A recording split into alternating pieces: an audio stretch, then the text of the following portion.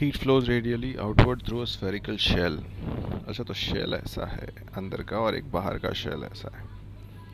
अंदर का टेम्परेचर ज़्यादा है और बाहर के सरफेस का कम, तो हीट जो है ना अंदर से बाहर रेडियली ऐसे, जैसे मैं एरोज़ बना रहा हूँ, निकलेगी सेंटर से बाहर की तरफ, जैसे चार्जेस में से इलेक्ट्रिक फील्ड निकलती है।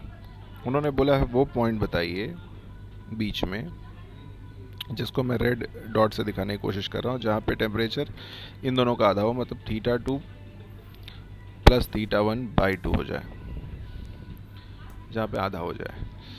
अब हमें बताया कि ऐसे स्फेरिकल कंडक्शन के केस में ना, this is a case of spherical conduction, and यहाँ पे एक बात पक्की होती है कि टेम्परेचर जो होता है it's a function of is inversely proportional to R. तो मतलब मैं सीधा लिख रहा हूँ कि अगर मैं आर पे मान लूँ तो temperature at R minus temperature 2 divided by temperature 1 minus temperature 2, ये जो है रेशियो, इसको अगर मैं थर्मल रेजिस्टेंस के टर्म्स में लिखूंगा तो ऐसे लिखना पड़ेगा मुझे, 1/R1 माइनस 1/R2। ये रेशियो और ये रेशियो सेम होना चाहिए। और उन्होंने बोला है कि this term by the way is equal to क्या, θ1 प्लस θ2/2। बात सही है।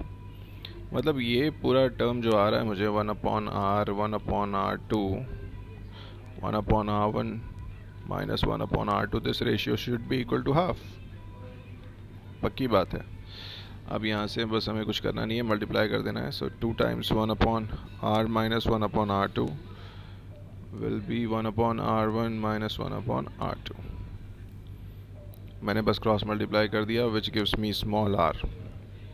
जब आप ये सॉल्व कर रहे हैं, 2R1R2 upon R1 plus R2, this will be the position where temperature will be half of the uh, between θ1 and θ2, where temperature is just halfway between this and this.